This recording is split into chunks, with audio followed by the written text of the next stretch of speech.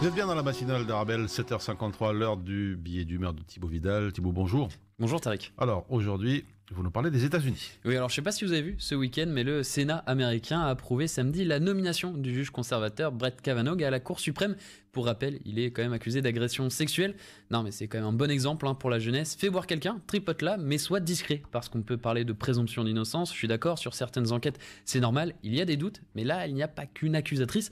Plusieurs personnes ont pointé du doigt le côté agressif du juge et certains comportements sexuels inappropriés qu'il a pu avoir sous effet de l'alcool dans sa jeunesse.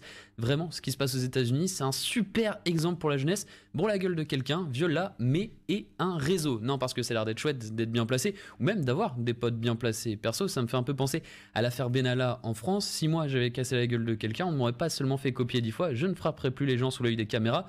Pareil, si demain je suis accusé d'agression sexuelle, je suis pas sûr qu'on m'applaudisse quand je rentre dans le studio, ou même que vous écriviez un tweet me félicitant sur mes chroniques de qualité. Je sais pas, c'est déontologique. Si quelqu'un est accusé de quelque chose, tu vérifies, c'est vrai.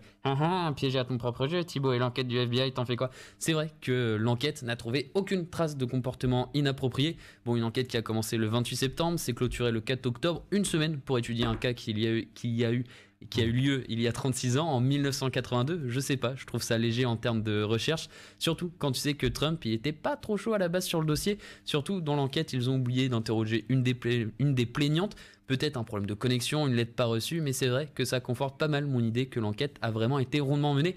Non mais je sais pas, je me mets 30 secondes à la place d'une femme américaine, d'une femme en général, si je vois ça, je me dis quoi? Il y a pas longtemps, c'était les 1 an du hashtag MeToo, une période où on a pas mal dénoncé les harcèlements sexuels, donc une bonne avancée pour les femmes et leur liberté de s'habiller, de sortir, de se promener, de parler à qui elles veulent, d'avoir des rapports avec qui elles veulent, quand elles veulent, en gros, une bonne avancée pour leur liberté de vivre et surtout leur liberté d'être.